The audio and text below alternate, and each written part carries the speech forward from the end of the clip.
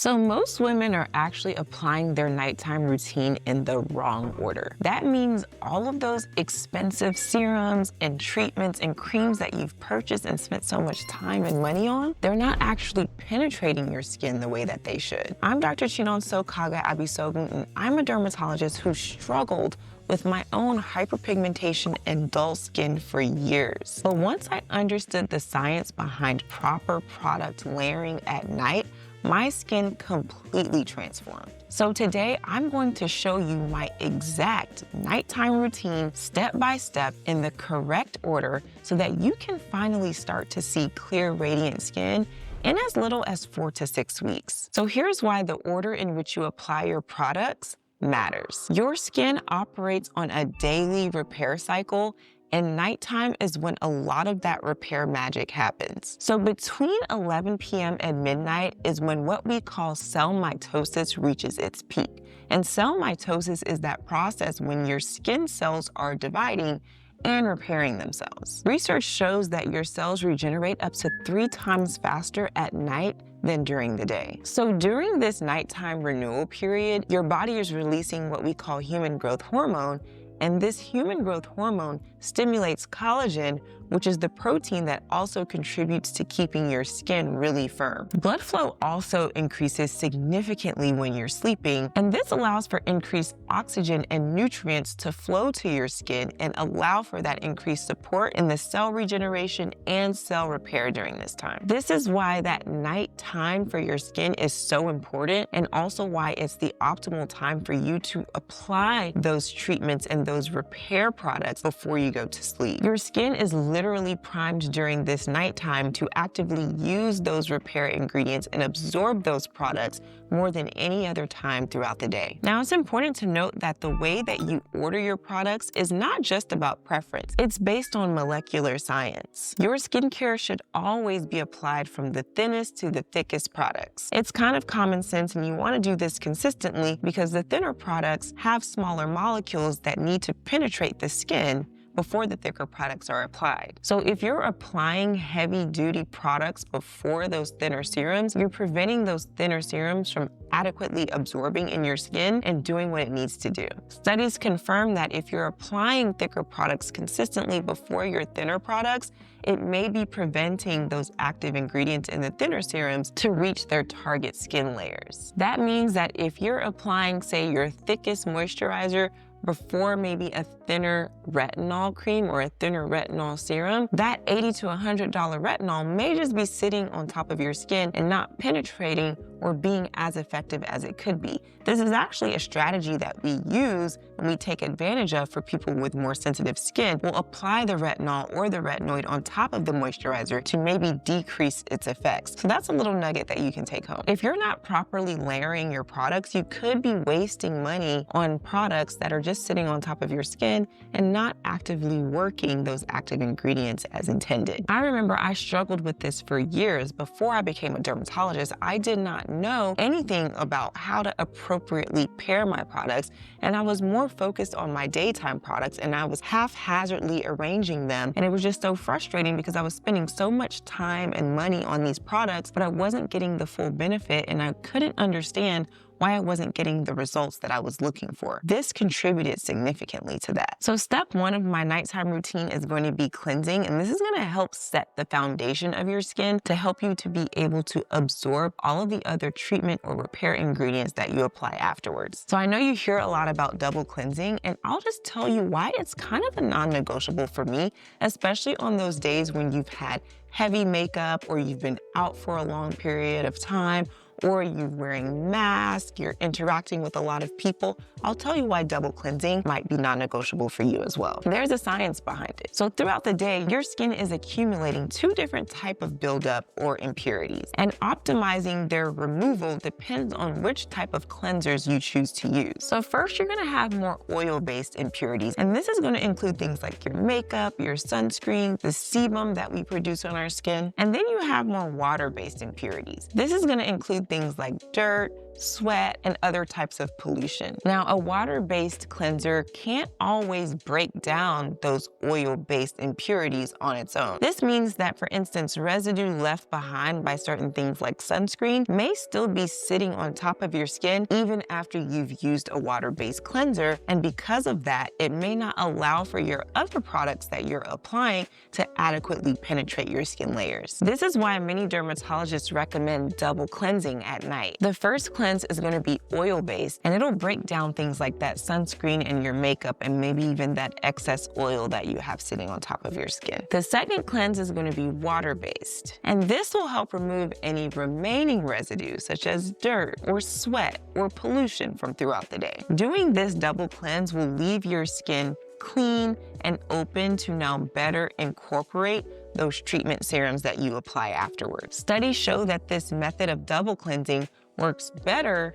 for allowing your products to deeply penetrate the skin better than just a single cleansing method. So let's talk about the 60-second rule that most people ignore. So dermatologists like myself recommend spending at least 60 seconds on your cleansing. You want to use this time to really massage that cleanser into your skin and make a ritual out of it. Enjoy it. Disconnect from life for just that minute. You deserve it. Just spend that time investing in yourself and applying those circular motions to really just kind of remove all of the buildup from throughout the day. Most people actually only cleanse for about 10 to 15 seconds. And like I mentioned earlier, especially for those days where you have heavier makeup coverage or you just have a lot of exposures, that's not going to be really enough time to break down all of that buildup from throughout the day. The full minute allows the cleanser to actually dissolve and break down that buildup and help open up your pores, which is going to be really important for being able to receive the treatment and repair ingredient products that you use later. I mean, think about it. We probably spend about 20 seconds washing our hands, or maybe we should, and your face has a larger surface area than that. So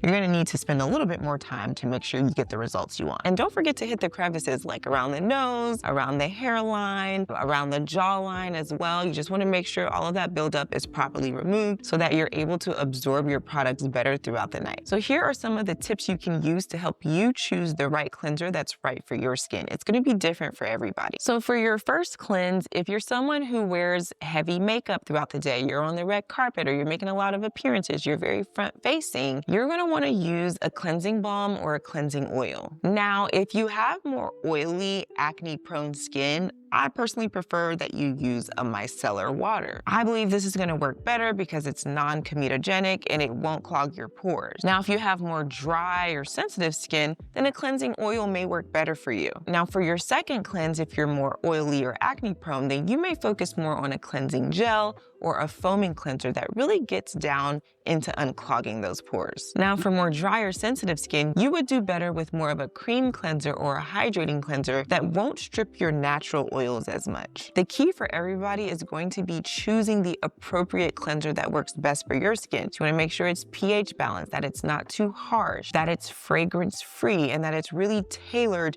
to your skin type, the climate, and the season that you're in. For me personally, I've always been more oily, slightly sensitive, and acne prone. So I tend to focus more on a micellar water first. I use that pretty often, especially on the days where I wear makeup. And then I follow with a foaming cleanser. Now, I do vary that depending on the climate. If I travel to somewhere that's more humid, or if it's a hotter, more humid time of the year, then I may adjust that compared to traveling to somewhere that's drier or colder time of the year, then I may adjust it and alternate between a foaming cleanser and something that's more hydrating. So you can start with your skin type and then tailor it to whatever's going on in your life at the moment, if that makes sense. By the way, if you want to learn my step-by-step approach for achieving clear, radiant, glowing skin, be sure to check the first link in my description below. Now, step 3 is getting to the fun part. We're going to start applying the treatment products or the serums or repair creams with active ingredients in them. So here's why serums or retinols go on immediately after cleansing and before your moisturizer is applied. After cleansing, it kind of makes sense. You've removed all that buildup, you've unclogged your pores. So this is when your skin is going to be in its most receptive state.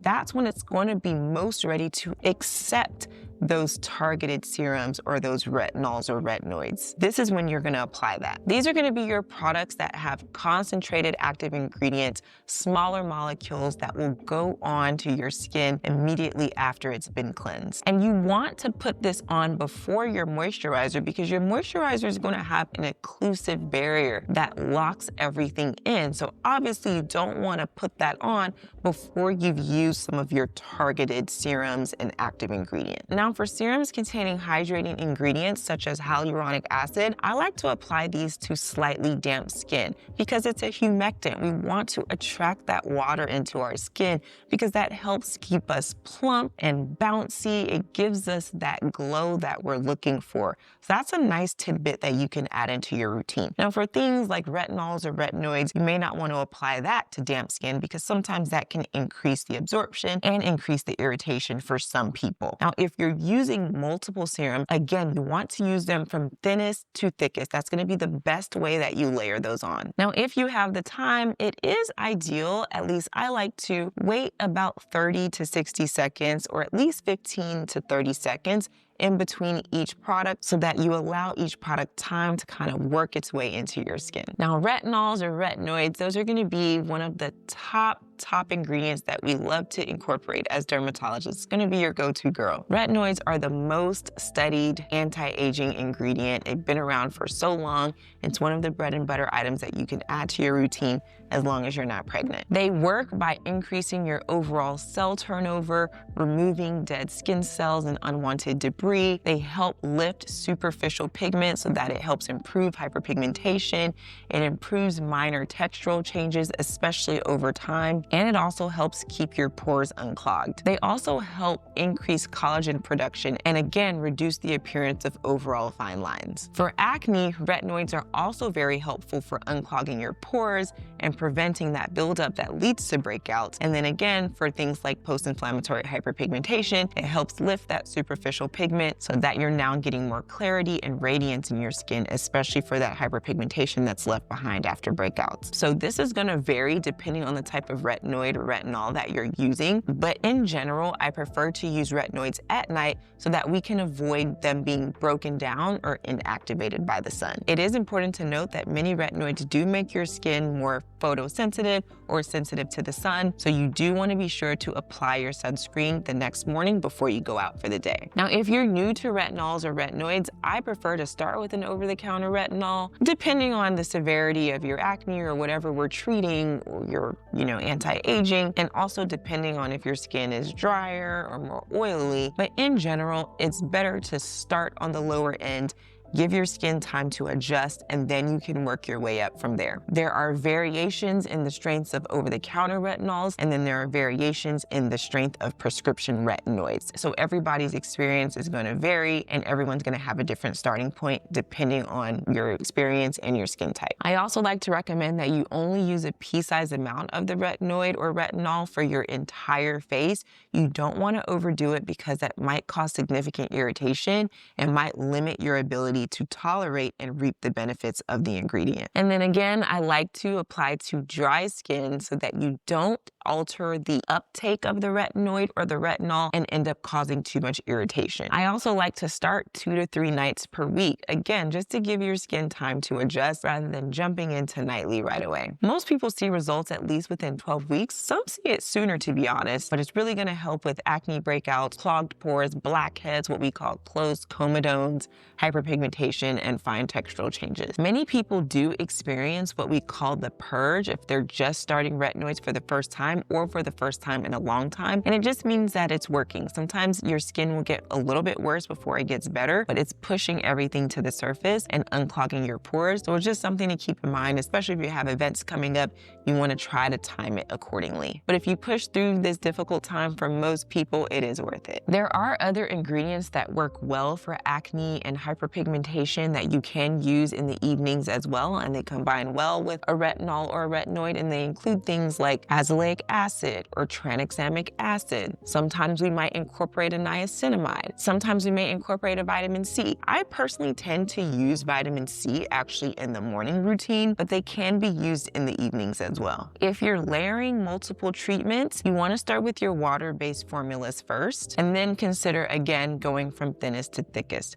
Now, not everybody is going to need multiple active ingredients or multiple serums. Retinols or retinoids, for instance, are incredibly powerful, and that alone may be enough of a repair mechanism in the nightly routine for somebody's skin goals. Especially if you're somebody who's on the go, you're a bit busy, and you don't want to feel overwhelmed, it's important to use a skincare routine that you can actually consistently maintain. But if you're someone who has the time and you have stubborn acne or stubborn hyperpigmentation or stubborn just textural changes, then you will benefit from oftentimes using a combination series of active ingredients personalized and targeted to your specific needs. Oftentimes, combining ingredients in these instances can accelerate results. I remember when I first discovered retinoids and retinols, it was very late actually. I wish I had discovered it so much sooner because it would have saved me so much time and energy and frustration and confidence hits, especially with dealing with a lot of clogged pores and acne breakouts and hyperpigmentation that comes from that. But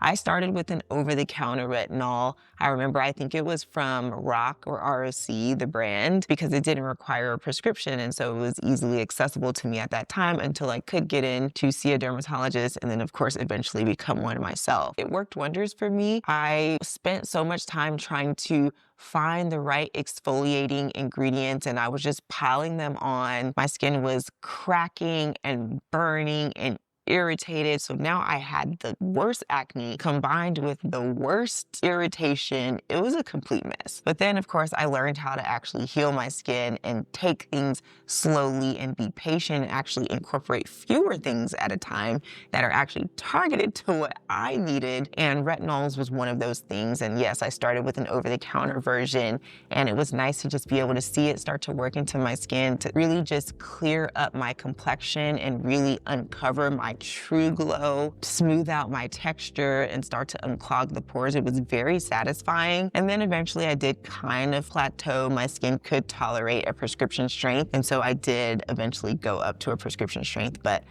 if you're someone who's not started yet, I'm excited for you because it is a big step in the skincare routine. And obviously I'm a fan personally because I've experienced it personally, but also as a dermatologist helping so many of my patients. Okay, step 4 is gonna be your moisturizer. And let's talk about why moisturizer is a non-negotiable, especially after applying active ingredients like your retinols or your retinoids, or even some of your other acids. So moisturizer isn't just about hydration or moisture. It's about protecting your skin barrier and preventing water loss from your skin layers. It's something that we call transepidermal water loss. This is a process where water passively evaporates from your skin to the air, and this process is dramatically increased at night. Most people sleep in low humidity environments because of artificial heating or air conditioning, and this further draws that moisture away from the skin surface. So when you apply that moisturizer at night, you're sealing in those active ingredients like your retinols or your active acids that you just applied. And you're also helping to prevent so much water from evaporating from your skin. Now, without this protective layer of moisture being applied, your skin starts to become significantly dehydrated, which impairs your barrier function and can lead to increased irritation, especially in the presence of active ingredients like retinols and retinoids. When your skin barrier is not able to function properly, this will make everything else that you're doing and everything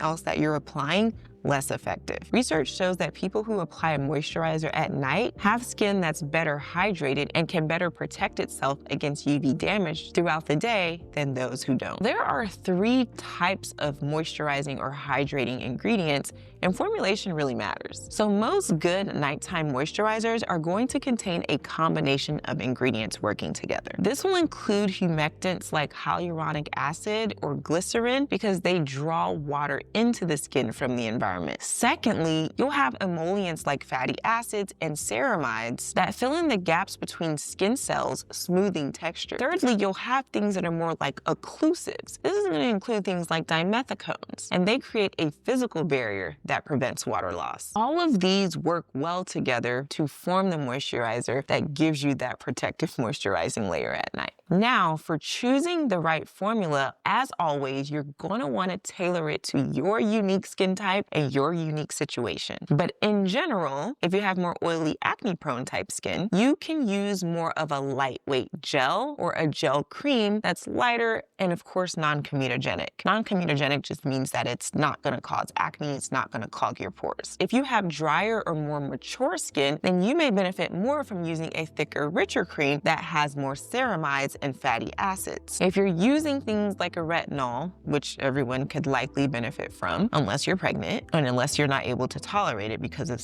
overly sensitive skin, then you can look for a moisturizer that has things like ceramides and niacinamide to help calm irritation or prevent irritation and provide more support for your skin barrier repair. So your moisture barrier is made up of lipids that keep irritants out. And when this barrier is damaged from over-cleansing or overuse of harsh ingredients, that barrier is not able to function properly, and you experience things like increased water loss, which then causes increased dryness and increased irritation. This then causes things like increased hyperpigmentation because inflamed skin often leaves behind unwanted melanin deposited into that skin. For me personally, again, I have been always more oily, more acne prone, slightly more sensitive, but then I also live in a dry climate. So for the daytime, I actually will use more of a lighter moisturizer, more of a gel moisturizer. But at night, it really depends on how my skin is doing at that time.